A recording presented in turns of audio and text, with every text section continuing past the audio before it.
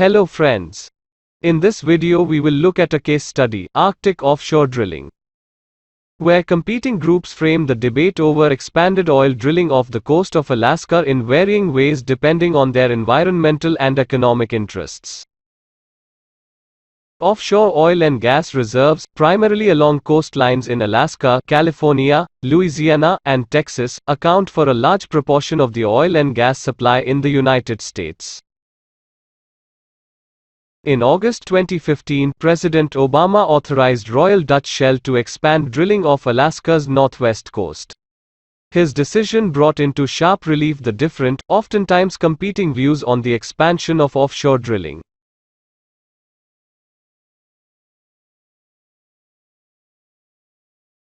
Many proponents of offshore drilling argue that tapping into the vast amount of oil and gas reserves in the Arctic will help shore up national security interests for the United States, bolster its economy and workforce, and offer Americans a reliable, safe supply of oil.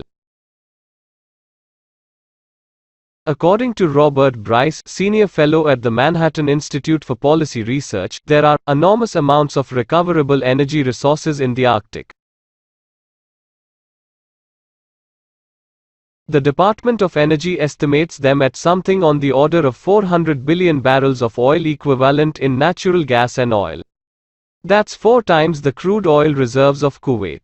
Framed this way, drilling in the Arctic presents a way for Americans to mitigate risks from dependence on foreign oil and build the local and national economies by creating jobs and supplying cheap oil.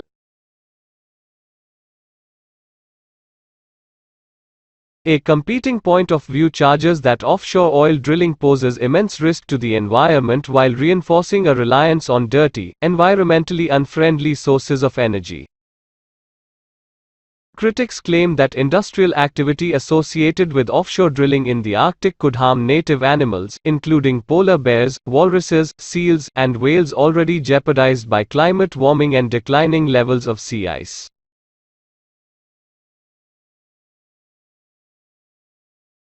Environmentalists argue that oil companies have not demonstrated the capability to clean up an oil spill in water obstructed by ice.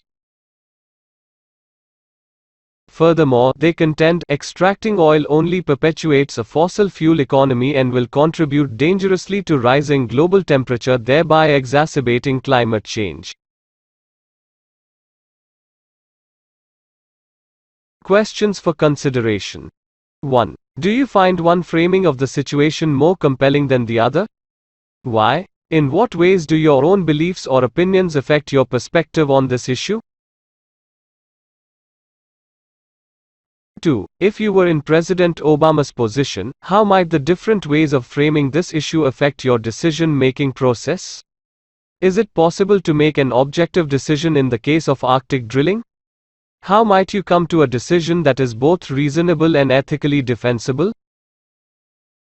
3. Can you think of other ethical dilemmas that are unexplored or absent in these dominant, competing frames of offshore drilling? How might these additional issues affect the decision to drill in the Arctic? 4. Do you think there are unintended or undesirable consequences of framing Arctic drilling as an either-or issue, that is, as one that pits environmentalists against business leaders? Why or why not? Try to answer these questions on your own, and the solution to this case study is available on our Telegram channel that is Simplified for Dummies, link of which is pasted below in the description.